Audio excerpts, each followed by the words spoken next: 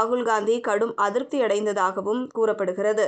ஒரு காலத்தில் தமிழ்நாட்டில் ஆட்சி செய்த கட்சி காங்கிரஸ் என்பதும், தமிழ்நாட்டில் கடைசியாக முதலமைச்சராக இருந்தவர் காங்கிரஸ் தலைவர் பக்தவத்சலம் என்பதும் அனைவரும் அறிந்ததே.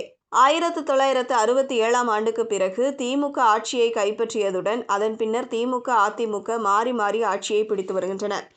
அந்த இடைப்பட்ட காலத்தில் காங்கிரஸ் தனிப்பட்ட அரசியல் சக்தியாக தமிழ்நாட்டில் வளர தவறியதே இன்றைய நிலைக்கு காரணம் என அரசியல் பார்வையாளர்கள் கூறுகின்றனர்.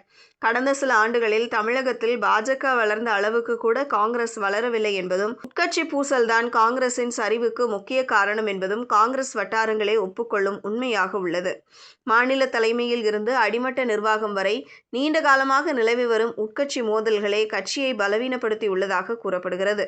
இந்த நிலைமை குறித்து தீவிரமாக கவனம் செலுத்த தொடங்கியுள்ள ராகுல் காந்தி, இனி தமிழ்நாடு அரசியலில் நேரடியாக தலையிட முடிவு செய்துள்ளதாக தகவல்கள் வெளியாகியுள்ளன.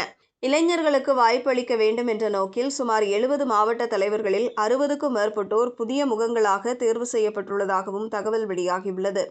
இதன் மூலம் இனிவரும் காலங்களில் தமிழ்நாடு காங்கிரசின் கடிவாளம் முழுவதும் ராகுல் காந்தியின் கைகளில்தான் இருக்கும் என்றும், 2026 தேர்தலை குறிவைத்து அவர் நேரடியாக அரசியல் வியூகங்களை வகுக்க தொடங்கியுள்ளார் என்றும் காங்கிரஸ் வட்டாரங்கள் தெரிவிக்கின்றன.